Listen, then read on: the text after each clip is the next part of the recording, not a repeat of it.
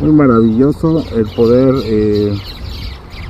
escuchar a las aves.